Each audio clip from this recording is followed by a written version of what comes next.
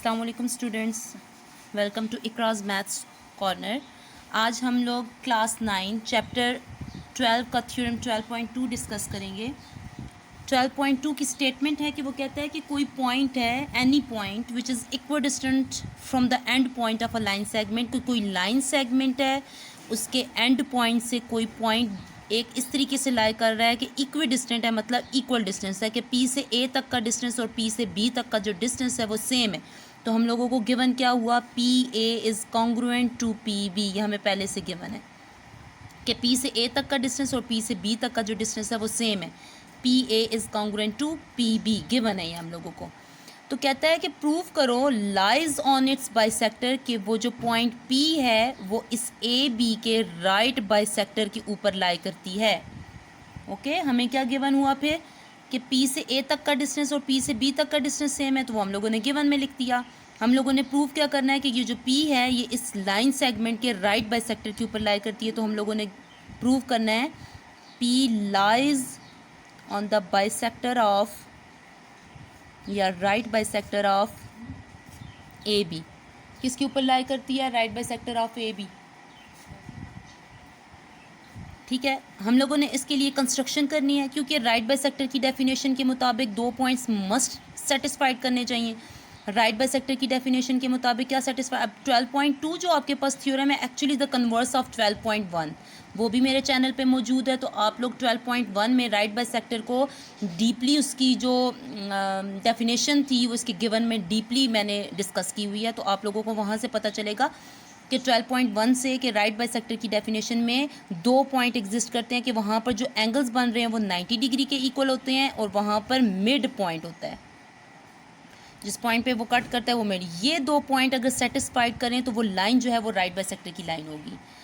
अब हम लोग कंस्ट्रक्शन में या तो मिड पॉइंट ले लेंगे या फिर हम लोग 90 डिग्री के एंगल्स यहाँ पर करेंगे। या मैंने पहले ही पेंसिल से डॉटेड लाइन लगा दी है, dotted line shows construction. Okay, construction का पोर्शन फिगर पे मैंने पहले लिखा हुआ है, आप लोग उसके बाद भी कर सकते हो।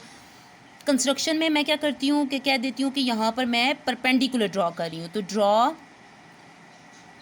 पी आर इज़ परपेंडिकुलर, ये परपेंडिकुलर का साइन है। ड्रॉ पी आर कि पी आर कोई लाइन है वो परपेंडिकुलर है वो ए बी के ऊपर। Draw P R is perpendicular to A B which meet, जो कि लाइन कट कर रही है या मिल रही है at point which meet A B at point R, कि ए बी को आर पॉइंट पे मीट कर रही है। तो इस तरीके से फिर हम लोग लिख सकते हैं ना, दैट इज़ इसका क्या मतलब हुआ कि एंगल 1 और एंगल 2 वहाँ पर जो बन रहे हैं वो कॉन्ग्रुएंट हैं। ठीक हो गया कि क्योंकि दोनों परपेंडिकुलर बना रहे हैं तो 90 डिग्री का एंगल बनेगा यहाँ पर। तो ये वाली जो कहानी राइट बाइसेक्टर की है तो वो मैंने 90 डिग्री वाला जो उसका पोर्शन है वो कंस्ट्रक्शन में कर लिया है। अब दूसरा पोर्शन जो मुझे प्रूव करना है वो मिड पॉइंट का है, जो मैं प्रूफ में प्रूव कर दूँ तो मेरा रिजल्ट ऑटोमेटिकली प्रूव हो जाएगा। ये जो लाइन है ये किसी और की लाइन नहीं बल्कि ये राइट बाइसेक्टर की लाइन है। उसके लिए आप लोगों ने प्रूफ के बाद स्टेटमेंट रीज़न की हेडिंग देनी है और उसके बाद दो ट्रायंगल्स तुम लोगों को नज़र आ रही होंगी, इन दोनों के दरमियान में 1 to 1 करस्पॉन्डेंस लेंगे हम लोग। Triangle PAR is 1 to 1 correspondence to triangle PBR। Triangle PAR is 1 to 1 correspondence to triangle PBR।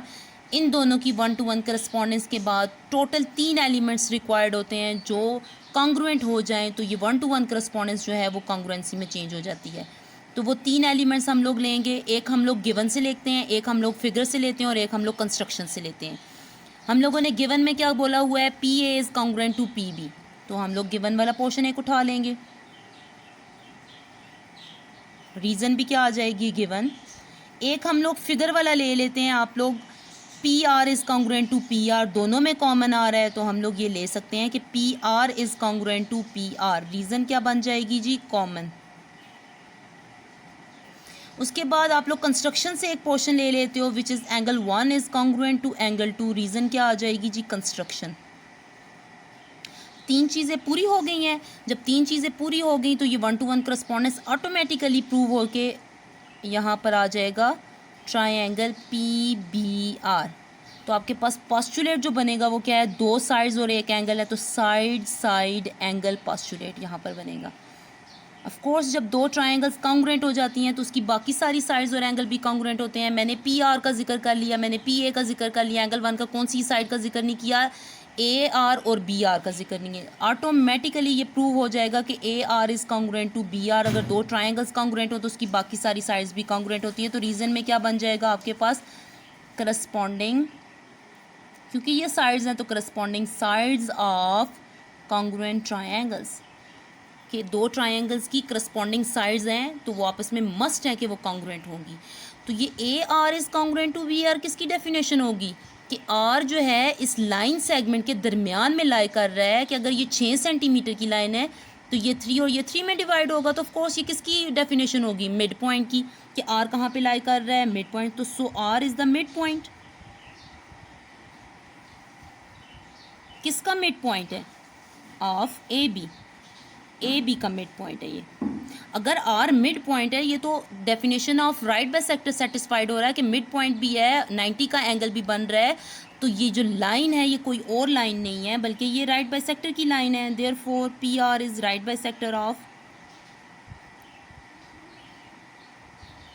अगर ये राइट बाइसेक्टर है तो ऑटोमेटिकली हमारा रिजल्ट प्रूव हो गया कि पी जो है वो कहाँ पे लाई कर रहा है, राइट बाइसेक्टर के ऊपर। P lies on the right bisector of,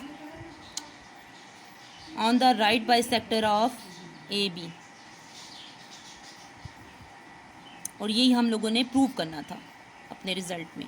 hope so तुम लोगों को 12.2 की समझ आई होगी, और इसको बार बार रिपीट में देखें। और राइट बाइसेक्टर की जो डेफिनेशन है वो इसके 12.1 में प्रॉपर मेंशन की हुई है। 12.1 का कन्वर्स है 12.2, उसकी स्टेटमेंट का कन्वर्स वहाँ जो गिवन था यहाँ पर प्रूव करना है, वहाँ जो प्रूव करना था यहाँ पर गिवन है। तो हम लोगों ने ये अपना रिजल्ट इस तरीके से प्रूव किया। होप सो तुम लोगों को समझ आई है। लाइक कमेंट शेयर करना ना भूलिएगा। अल्लाह हाफिज़।